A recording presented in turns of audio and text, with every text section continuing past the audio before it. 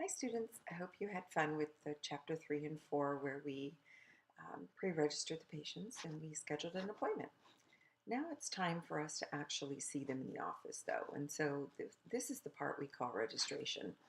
Now there are many elements to this, but it's very important that we make sure that every single part is done with great detail.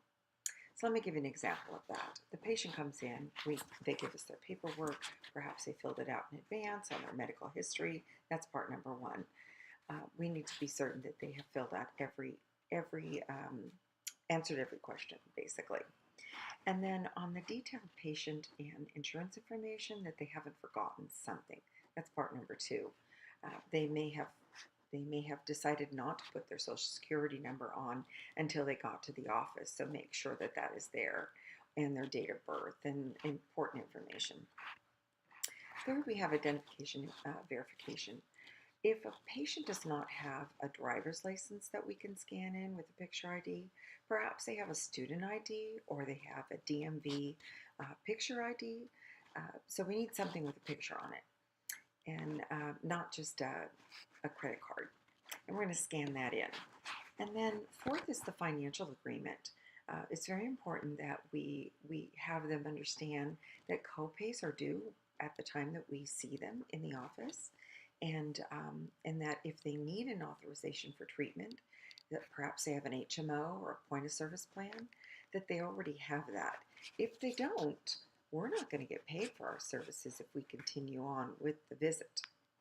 So also the assignment of benefit statement. This is the fifth part, and you need to be certain that the patient sign this and agree that the insurance company can send the payment directly to the physician's office, not to slow down that process by possibly sending it to the patient and then having the patient cash the check and saying, oh, I forgot about it. So it's very important that they sign those documents.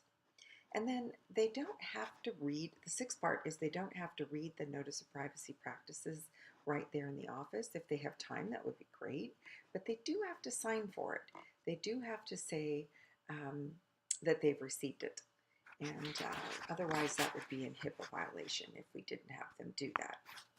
So let me just take one of those steps a little further. Looking at step 3, for instance, when we're verifying who they are, if we forgot to scan something in and we find out later that the patient, we billed somebody else by the same name, we didn't have a picture ID, it might make it difficult for us to follow through. So anyway, I just want you to know once again that next semester in the spring we're going to have much on medical insurances, a great detail of information. So if you don't understand all the insurances in this chapter, don't worry about it, but feel free to reach out to me by email and let me know if you're a little bit confused about this chapter. There's a lot. It's a lot to do. So make sure that you go over the PowerPoint and maybe do the Smart Book, just so that it all makes sense to you. Something new with the registration process that I just wanted to make a quick mention of is that we now have to collect the email. So why would you think that is? Why do we need the patient's email?